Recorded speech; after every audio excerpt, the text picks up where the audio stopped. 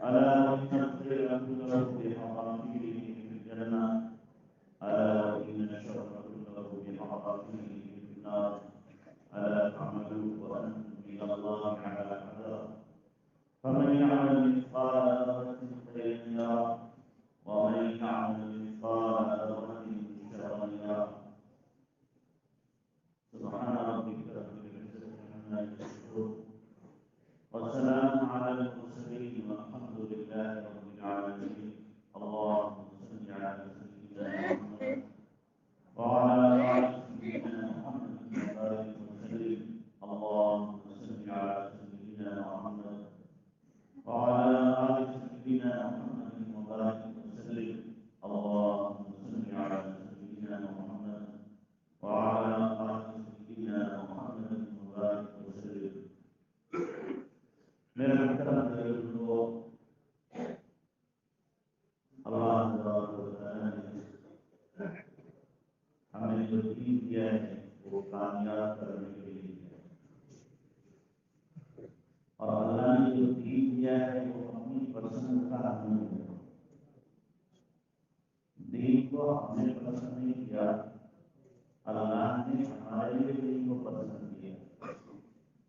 وَرَضِيتُ لَكُمُ الْإِسْلَامَ دِينًا، میں راضی ہو گیا تمہارے لیے دین اسلام کو پسند کر۔ اللہ نے ہمارے لیے پسند کیا، تو ظاہر اللہ کی پسند سب سے اعلیٰ سب سے افضل ہے۔ اب اگر کوئی دین اسلام سے بدرشا ہوتا ہے، انحراف کرتا ہے، گویا کہ وہ اللہ کی پسند کو ٹھکراتا ہے۔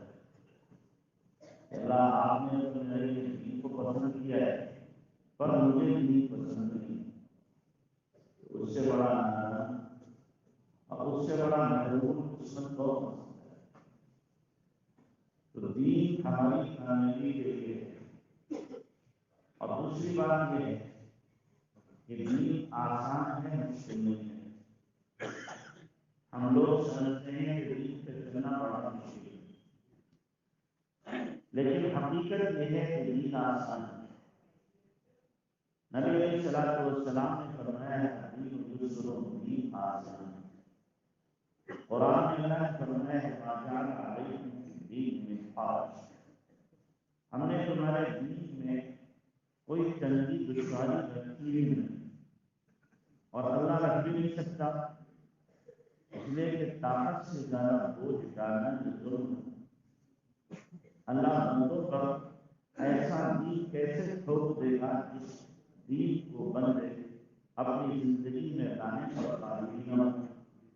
لا یکلف اللہ نفسا الا وسعها، اللہ طاقت سے زیادہ کسی بھی جان پر بوجھ نہیں ڈالتا۔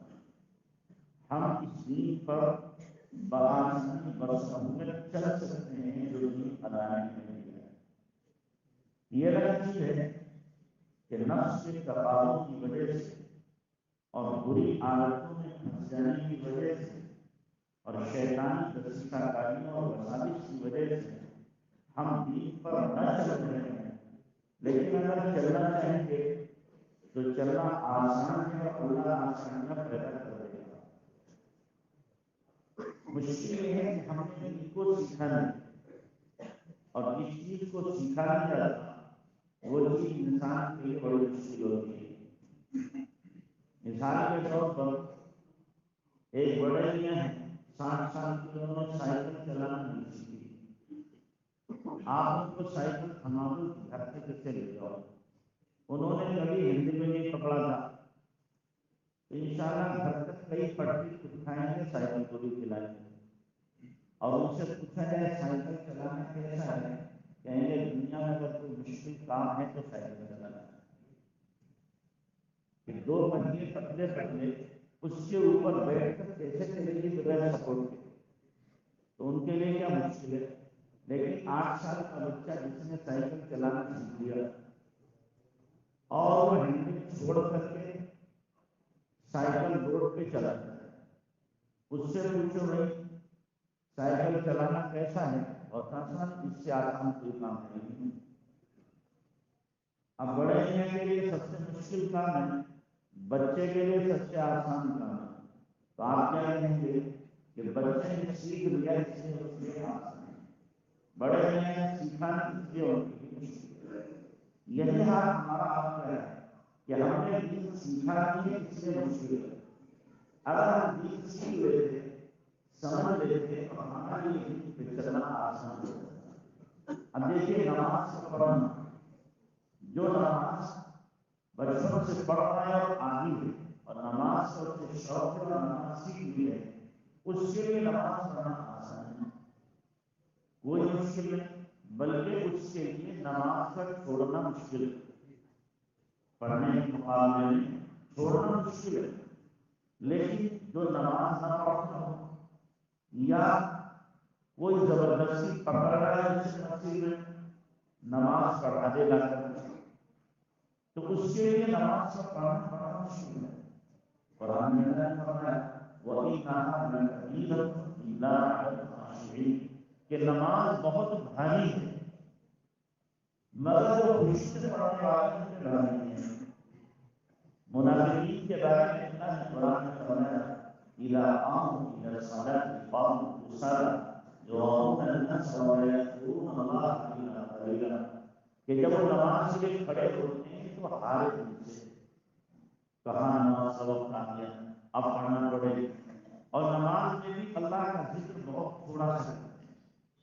تو منافقین پر نماز بھاری ہے، بے نمازی پر نماز بھاری ہے، اور جو نماز پڑھنے والا ہے اس کے لیے نماز کیا ہے؟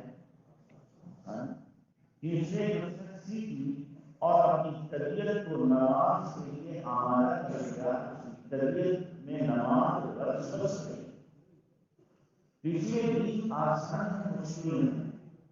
اور دیکھو جب دین زندگیوں کے اندر آتا ہے تو اپنی تمام صفات کے ساتھ آتا ہے، جیسے مال آتا ہے تو اپنی تمام برائیوں کے ساتھ آتا ہے، اللہ ہے کہ کسی آدمی کی تربیت ہو گئی ہو تو مال کا صحیح استعمال کر لیتا ہے، ورنہ مال آئے گا تو مال کے ساتھ وبال آئے گا، مال کے ساتھ ہے وبال آئے گا، مال آئے گا تو اس کی زبان کے بول بدل جاتے ہیں، زبان میں اس کے تعلیم نظر آتی ہے، اس کی چال میں اکڑ پیدا ہو جاتی ہے، اب اس کا رنگ روپ بدلنا شروع ہو جاتا ہے، پہننا اوڑھنا بدل جاتا ہے، سواریاں بدل جاتی ہیں، گھر کا رہن سہن بدل جاتا ہے، دوست احباب بدل جاتے ہیں، چھوٹوں سے ملنا اپنی توہین سمجھنے لگتا ہے۔ کیوں؟ مال آ گیا تو تمام خوبیوں کے ساتھ بولے گا تو مال کی جھنکار سنائی دے گی، اس کی آواز میں مال کی جھنکار سنائی دے گی، تو مال آیا تمام وبال لے کر آیا۔ ایسے ہی جب دین آتا ہے تو تمام خوبیاں لے کر آتا ہے، جب زندگیوں میں دین آئے گا تو تمام خوبیاں آئیں گی۔ آپ دیکھیں صحابہ کرام میں جب دین نہیں تھا تو ان کا حال کیا تھا، اور جب اللہ تبارک و تعالیٰ نے ان کی زندگیوں کے اندر دین کو پیدا کر دیا تو ان کے اندر کیا کیا خوبیاں اور کیا کیا صفات حمیدہ اور کیا کیا کمالات پیدا ہوئے دین کی بنیاد پر۔ تو جب دین آئے گا تو تمام خوبیوں کے ساتھ آئے گا، دین آئے گا تو محبتیں آئیں گی، دین آئے گا تو پیار آئے گا، دین آئے گا تواضع آئے گی، دین آئے گا خودداری آئے گی، دین آئے گا اللہ کی محبت آئے گی، دین آئے گا جناب رسول اللہ صلی اللہ علیہ وسلم کی عظمت آئے گی، دین آئے گا دوسروں کے حقوق کو ادا کرنے کا جذبہ پیدا ہوگا، دین آئے گا اخلاق حمیدہ انسان کے اندر پیدا ہوگی، دین آئے گا معاشرت کی خوبی اس کے اندر پیدا ہوگی، دین آئے گا معاملات کی صفائی پیدا ہوگی۔ کیوں؟ اس لیے کہ دین خوبیوں کے ساتھ آتا ہے۔ آپ دیکھو صحابہ کرام میں جب دین نہیں تھا تو آپس میں کیا تھے؟ ایک دوسرے کے دشمن تھے، لڑائیاں تھیں، عداوتیں تھیں، خون کے پیاسے تھے، ہر بڑا چھوٹے کو کھایا جاتا تھا، ہر مالدار غریب کو غلام بنایا ہوئے تھا، عورتوں کا کوئی دوسرا حال نہیں تھا۔ لیکن جب دین آیا تو صحابہ میں کیسی محبتیں پیدا ہوئی، کیا اسی مثال میں پیش صلی اللہ علیہ وسلم نے اخوت اور بھائی چارہ مدینہ منورہ میں انصار و مہاجرین کے درمیان قائم کیا تھا، اس اخوت کی مثال رہتی دنیا میں پیش نہیں کی جا سکتی۔ کیا یہ آسان ہے کہ آدمی ہے کہ میری دو بیویاں ہیں، ایک کو میں طلاق دیتا ہوں، تم اس سے شادی کر لو، دوسری میرے پاس نہیں؟ آسان کام ہے؟ کیا یہ آسان ہے کہ میرے دو مکان ہیں، ایک کشادہ ہے ایک تنگ ہے، کشادہ تم لے لو، تنگ مکان میں لے لو، دو باغ ہیں، ایک باغ یہ ہے بڑا سا اچھے پھل دینے والا، دوسرا باغ یہ چھوٹا ہے کم پھل دیتا ہے، اچھے پھل والا تم لے لو۔ ایک بارش ایک گز جگہ پر بھائی بھائی کا دشمن ہو جاتا ہے۔ اگر سگا باپ سگے بیٹے کو کوئی چیز زیادہ دے دے، ایک دکانی زیادہ دے دے، تو بڑا بیٹا یا چھوٹا بیٹا جس کو دیا ہے وہ تو باپ کا اور قریب ہو جائے گا، اور جس کو نہیں دیا ہے ہمیشہ کے لیے باپ کی عداوت نہیں ہو جائے گا۔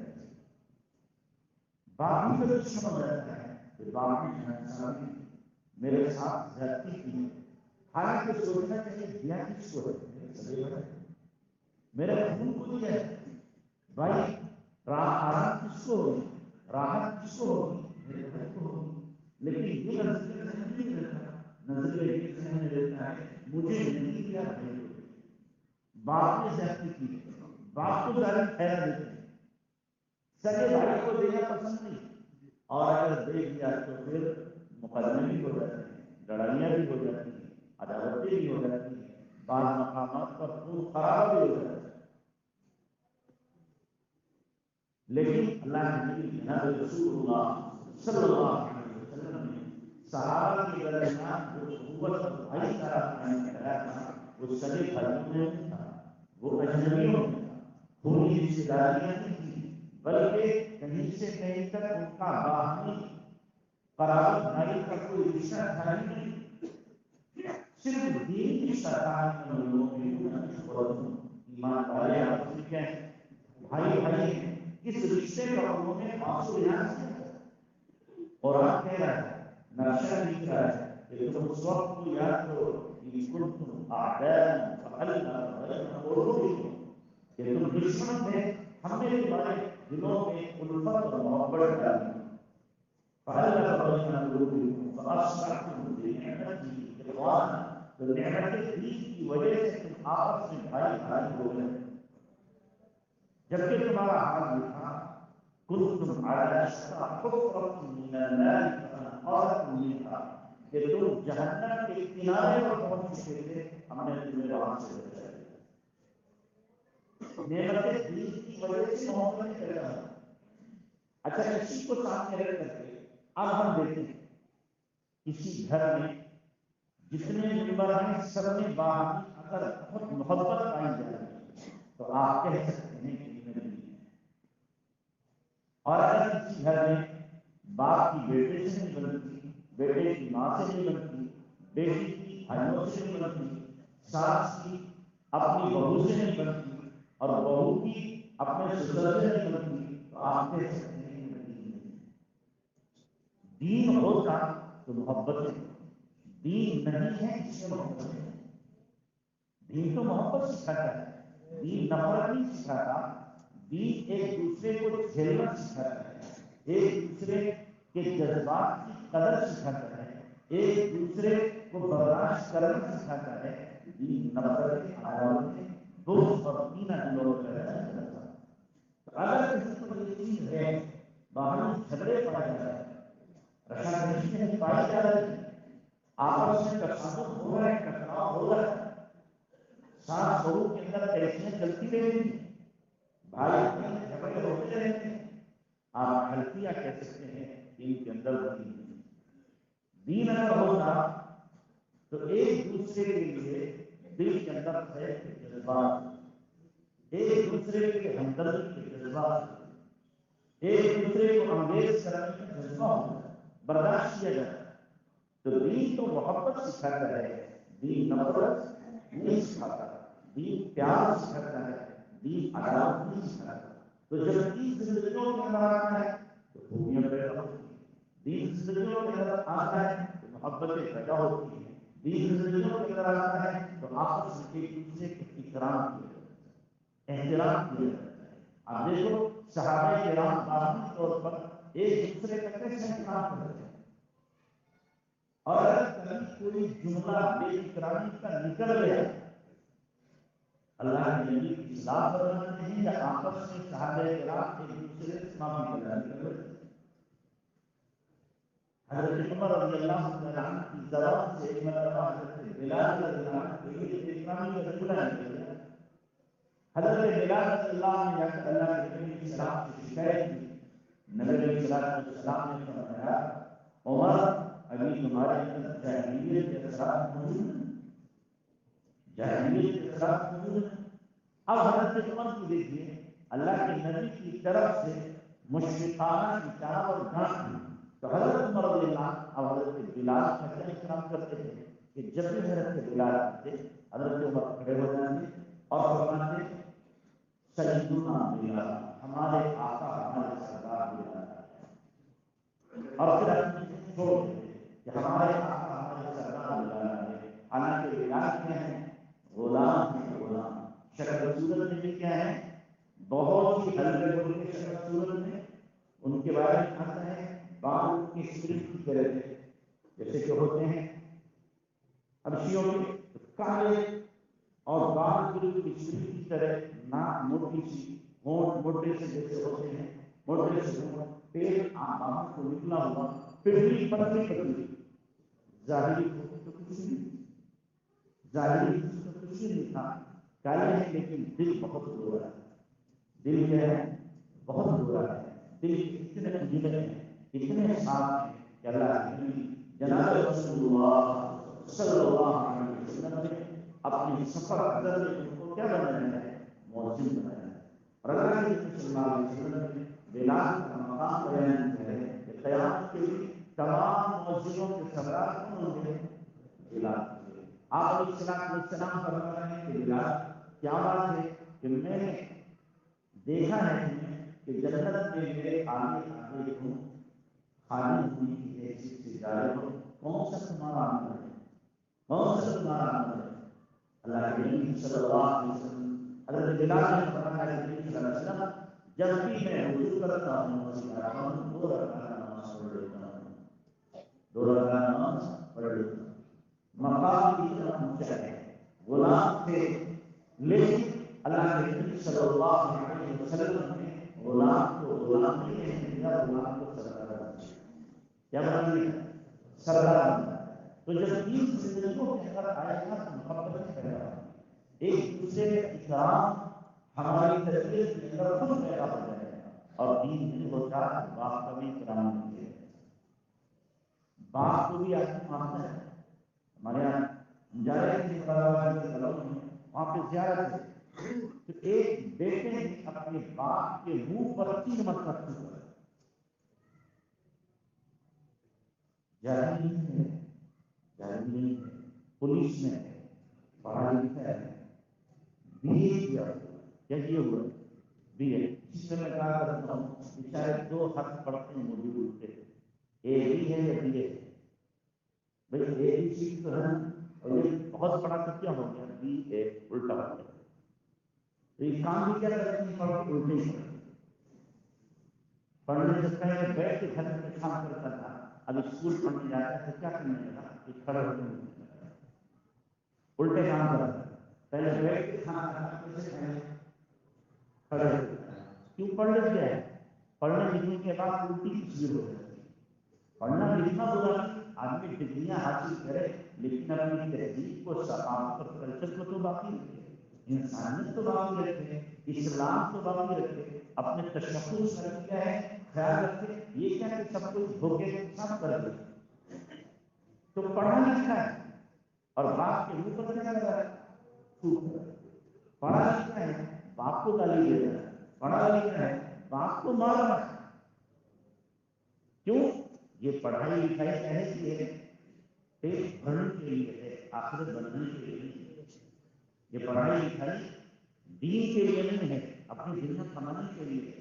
اگر دین کے لیے ہوتی اور زندگی میں دین ہوتا تو باپ کے سامنے تو ایک بیٹا سر نہیں اٹھاتا، باپ کے سامنے تو آواز تیز آواز سے بولتا نہیں، باپ کے آگے چلنا اسے پسند نہ ہوتا، کسی کام میں سبقت نہ کرتا کہ میرے باپ ہیں، اس کے سامنے تو قرآن کی آیت ہوتی وَلَا تَقُلْ لَهُمَا أُفٍّ کہ والدین سے خوبی ہے، اس کے سامنے ہوتا کہ آقا نے فرمایا ہے رضا ربی فی رضوانی وسخط ربی فی سخط والدی، کہ دیکھو اللہ کی رضامندی باپ کی رضامندی ہے اور اللہ کی ناراضگی باپ کی ناراضگی ہے، پھر وہ باپ کا احترام کرتا ہے۔ دین زندگیوں میں جب نہیں ہوگا تو باپ کے منہ پر بھی آدمی چھوٹ ہوگا۔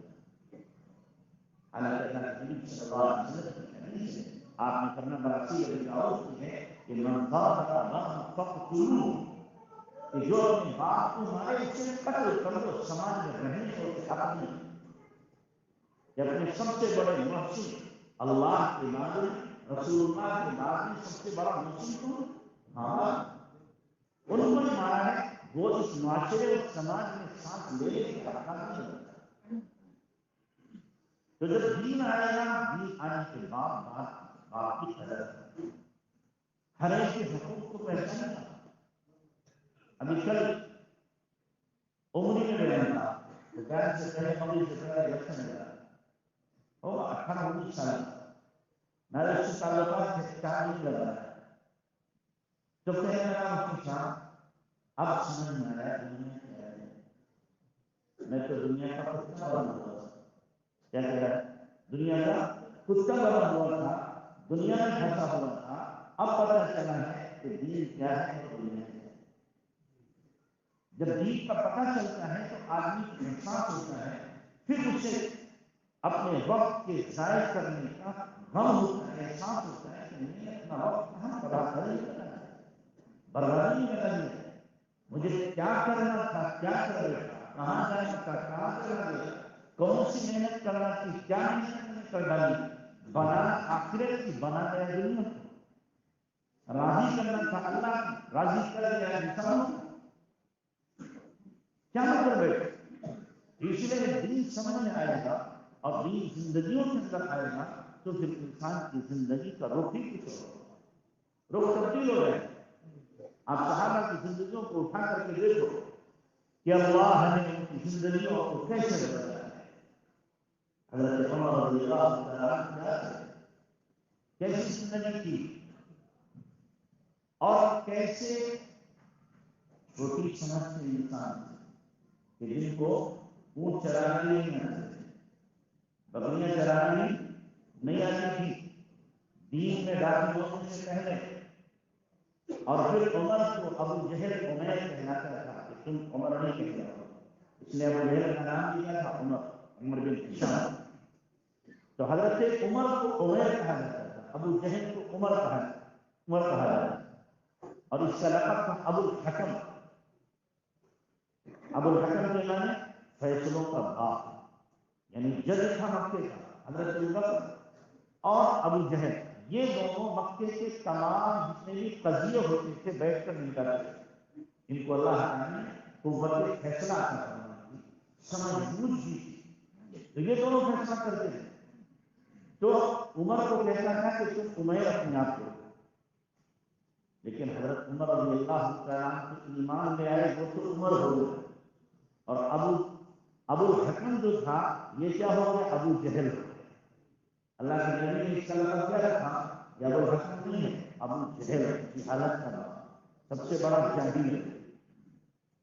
تو حضرت عمر رضی اللہ تعالیٰ عنہ جن کو اونٹ چرانے نہیں آتے تھے، بکریاں چرانا نہیں آتی تھی، ایمان لانے کے بعد کیا حال ہوا، اللہ نے کیا ہدایت، کیا دانشمندی، کیا حکمت عملی، کیا فراست ایمان عطا فرمائی، اللہ اکبر، کہ 17 مقامات قرآن میں وہ ہیں جو عمر کی رائے کے مطابق قرآن کو ہے، 17 مقامات، ادھر عمر کی زبان کھلی ہے، ادھر اللہ کا قرآن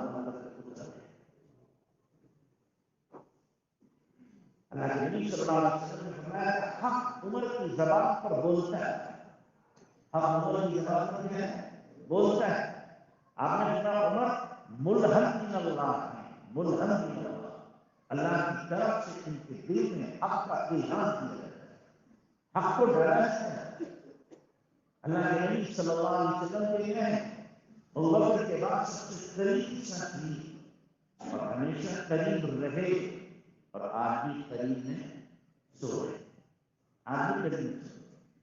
اللہ نے وہ مقام دیا حضرت عمر رضی اللہ تعالیٰ عنہ کو کہ اللہ کے نبی جناب رسول اللہ صلی اللہ علیہ وسلم نے کیا فرمایا، لو کان بعدی نبی لکان عمر، کہ تاج نبوت اگر کسی سر پر سج سکتا اور کوئی سر تاج نبوت کا حامل ہو سکتا تھا تو عمر کا سر ثابت تھا کہ اس کے اوپر تاج نبوت کو سجایا جائے۔ یہ مقام کیا ہے؟ وہ فراست ایمان کی تھی۔ اللہ تعالیٰ نے حضرت عمر رضی اللہ تعالیٰ عنہ کو انسان کو دیکھ کے فرق لیتے تھے کہ کن صفات، کن اوصاف، کن کمالات کا حامل ہے اور کیا کام اس سے لیا جا سکتا ہے۔ بہت بڑی بات ہے، اس بندے سے کیا کام لیا جا سکتا ہے کہ حضرت عمر رضی اللہ تعالیٰ کے دل پر فرق کھول دیتا ہے۔ اسی لیے کبھی ان کی فراست میں چوک نہیں،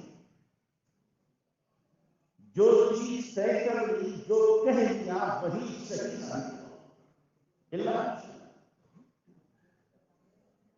کے نبی صلی اللہ علیہ وسلم مدینہ منورہ میں صحابہ کے بیچ میں بیٹھے ہوئے، یہاں مکہ میں ایک سردار نے ایک کافر کو تیار کیا کہ تم محمد صلی اللہ علیہ وسلم کا سر کاٹ کے لے آؤ یا زندہ گرفتار۔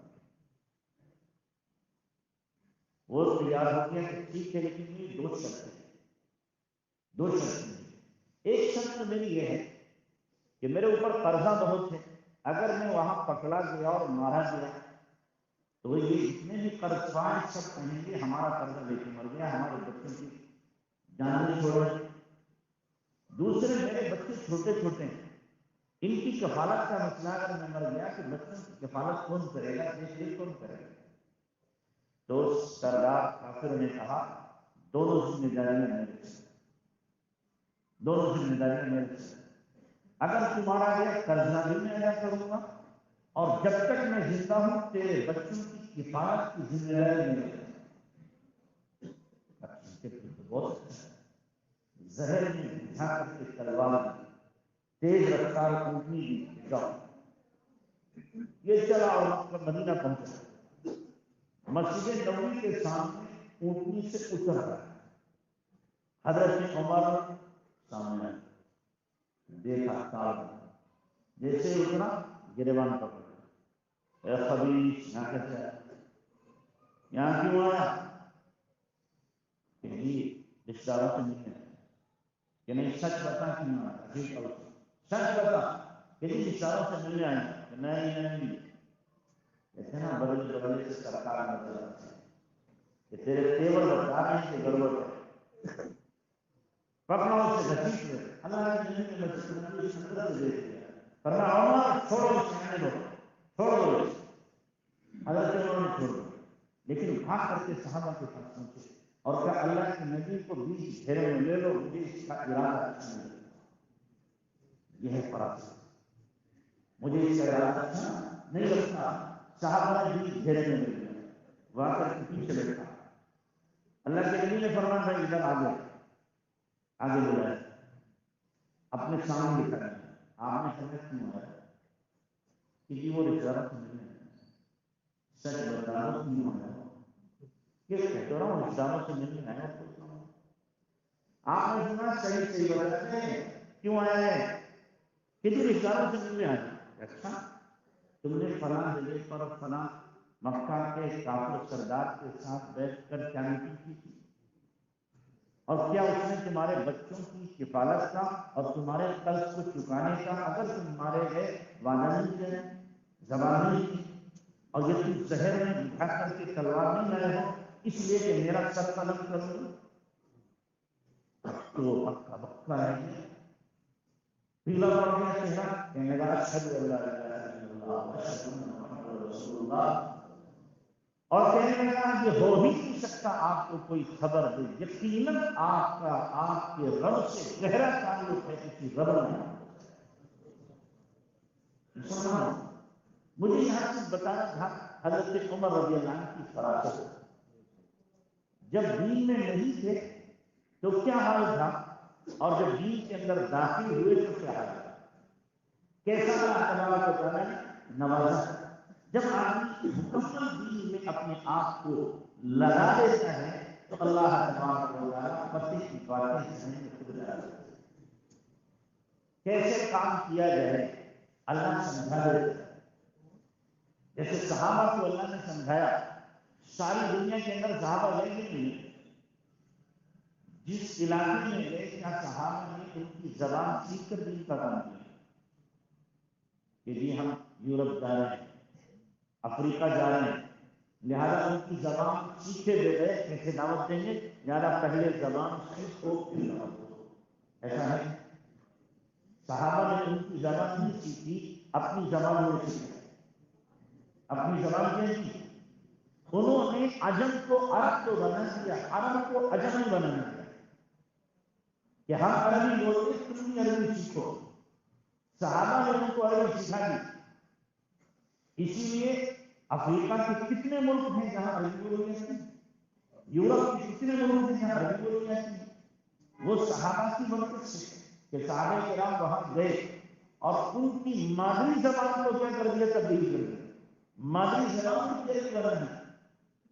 تو صحابہ کرام نے اپنی صفات کو ان کے اندر منتقل کیا، ان کا اثر قبول نہیں کیا، ان کا اثر قبول نہیں کیا۔ تو صحابہ کرام کو اللہ تبارک و تعالیٰ نے دین میں لگنے کی وجہ سے کام کیسے کیا جائے، کب کیا جائے، کتنا کیا جائے، کن اسباب و وسائل کی روشنی میں کیا جائے، اللہ نے سکھایا ہے۔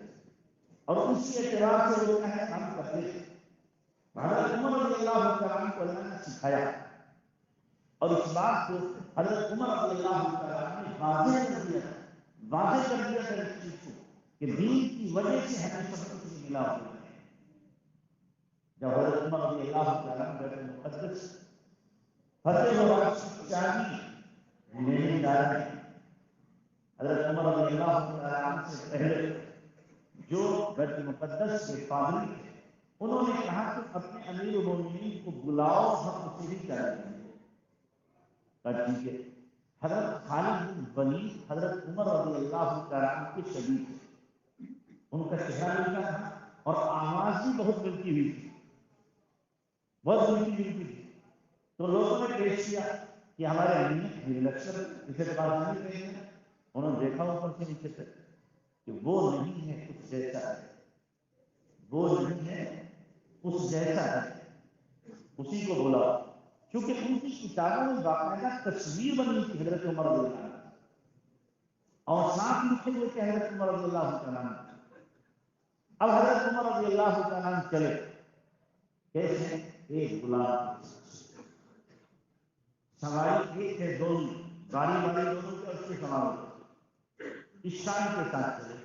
آج کا کوئی وزیر ہوتا، ایم ایل اے ہوتا، وہ بھی کیا ہے دو چار گاڑیوں سے لے کے جاتا ہے، اور اسے خطرہ ہے کہ اس بات کہاں پر ہمارے دشمن حملہ کر رہے ہیں، لیکن جہاں چاروں طرف امن کی بانسری بج رہی ہو، چین کی نیند ہر ایک سو رہا ہو، اور ہر ایک حضرت عمر کے لیے دعا کرتا ہو کہ ممکن تھا کہ حضرت عمر کو کوئی حملہ کرے، تو حضرت عمر رضی اللہ عنہ اکیلے نکلے اور بیت المقدس کے قریب بات اسی آئی، عمر کی مہار پکڑنے کی، غلام کے اوپر بیٹھنے کی، اور کپڑے کیا ہیں گرد آلود ہو چکے ہیں، بوسیدہ بھی ہیں، پیوند سجا بھی ہیں۔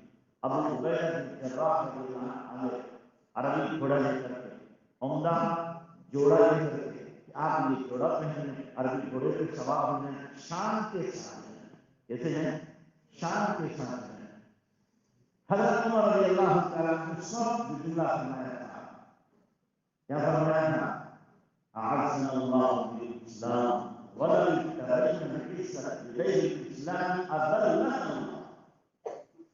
اللہ نے ہمیں اسلام سے عزت دی ہے، دین کی وجہ سے عزت دی ہے. اگر ہم عزت کو دین سے ہٹ کر کے کہیں اور تلاش کریں گے اللہ ہمیں ذلیل کرے گا.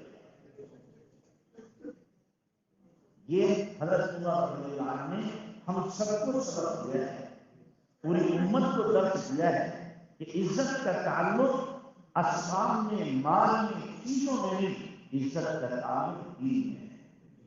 عزت اگر ڈھونڈنا ہے تو دین میں آ کر اللہ عزت دے دے گا. وَلِلَّهِ الْعِزَّةُ وَلِرَسُولِهِ وَلِلْمُؤْمِنِينَ وَلَكِنَّ الْمُنَافِقِينَ لَا يَفْقَهُونَ. عزت اللہ کی، اللہ کے رسول کی اور ایمان والوں کی ہے، لیکن یہ منافق اس بات کو سمجھتے نہیں ہیں. اللہ کی طرف سے عزت آتی ہے، نبی پر اترتی ہے، ایمان والوں میں تقسیم ہوتی ہے. تو حضرت عمر رضی اللہ عنہ نے فرمایا ہمیں اللہ نے دین سے، اسلام سے عزت دی ہے، ہم اس کے علاوہ ان کپڑوں کی عزت نہیں سمجھتے، اس سواری میں عزت نہیں سمجھتے. ہماری سوچ کیا ہے؟ اچھا کپڑا پہنیں گے لوگ عزت کی نگاہ سے دیکھیں گے، اچھی سواری کے سواری کریں گے تو لوگ عزت کی نظر سے دیکھیں گے. لیکن وہاں ایک چیز نہیں، عمر خطبہ دے رہے ہیں اور 17 پیوند جمعے کے دن جو کپڑا پہنے ہوئے ہیں اس پر 17 پیوند لگے، اور اس وقت ہی آواز دے رہے کیا یا ساریہ الجبل، یا ساریہ الجبل، یا ساریہ الجبل. آواز لگا رہے ساریہ پہاڑ کی طرف. صحابہ حیران کی شامل بیچ خطبے میں یہ آواز سے کیا ساریہ الجبل کیا کیا. خطبے میں تو ظاہر ہے کہ اللہ رسول کا تذکرہ ہوتا ہے، نمائش ہوتی ہے، کوئی مضمون بیان کیا ہے، کیا یا ساریہ الجبل. بعد میں پوچھ لیا صاحب نے امیر المومنین یہ کیا؟ فرمایا اللہ نے بیچ کے پردے سارے ہٹا دیے تھے. ساریہ نقش میں دیکھ رہا تھا، دشمن پہاڑ کی طرف حملہ کرنا چاہتا تھا، ساریہ کی فوج داخل کی نہیں ہوا.